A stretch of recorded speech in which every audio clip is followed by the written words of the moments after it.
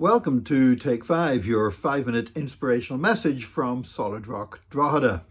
One thing I notice as I get older is there seem to be more people dying. I guess the reason is because I know more people. And also, as you get older, a lot of the people that were my contemporaries are now getting to an age where more people die. And I'm 60 years old, and so many of the people that I grew up with, many of the public figures, I would really know those names now whenever their death is reported. And yet there are certain deaths that take place that really everybody sort of notices.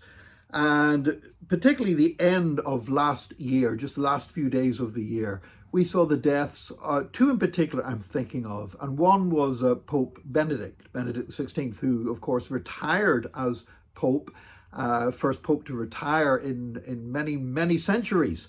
And he died. But also the other was Pele, the football player. And Pele was probably, more than anybody else, responsible for me as a young boy really getting interested in football.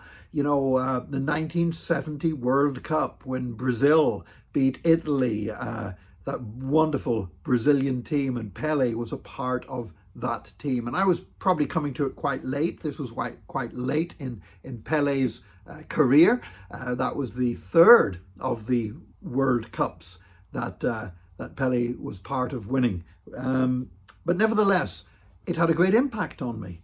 And so there's two deaths. But here's what really caused me to stop and think about this.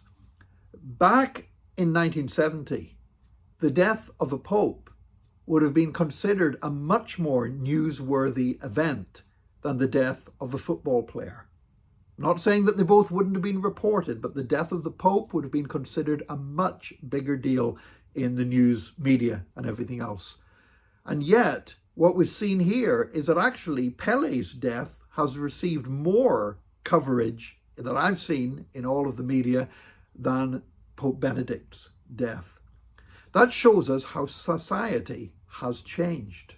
Religion no longer has perhaps the same prominent role in the media and in society that it once had. Maybe at one time the journalists weren't interested in it, but they felt they had to cover it because they'd get in trouble if they didn't. Whereas now, the death of probably the greatest football player that ever played the game is considered a bigger deal than the death of a pope. Now, I have to say that change in society, we can look at that and we can see that as a bad thing, or we can see that as an opportunity. You know, anything that I see that shows me how secular society is becoming, it actually fills me with hope, because it lets me know that there's a greater number of people out there who are so removed from the gospel, who are so removed from the knowledge of Jesus Christ, that actually we can present the gospel to them. And it's not like, oh, I've heard that before, because they're hearing something that is new, that is impactful, because they're hearing it for the first time. Now, there's no doubt that a few years ago in Ireland, everybody knew the facts of the gospel. Didn't mean they were born again. It didn't mean they knew Jesus. It didn't mean they were saved, but they knew the facts of the gospel. They knew that Jesus was born of a virgin.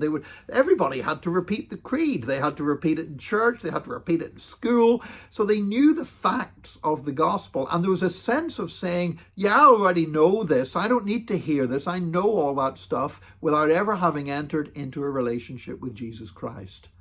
But now we're in a place where people are hearing this news for the first time, where the good news is not just good, but it is news to them as well. It's an opportunity. Let's not miss this opportunity this year.